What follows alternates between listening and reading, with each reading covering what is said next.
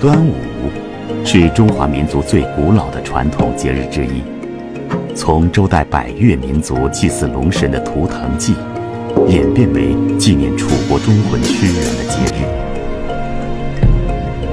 汨罗端午历经千年，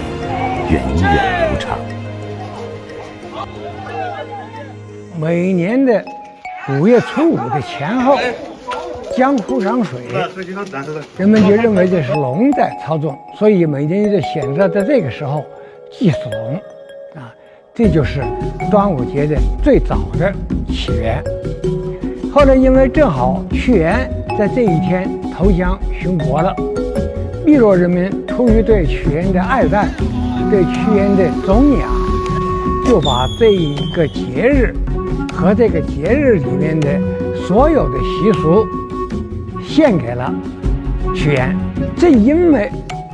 汨罗的端午有了屈原，世界教科文组织才能够把汨罗的端午节认定为人类非物质文化遗产。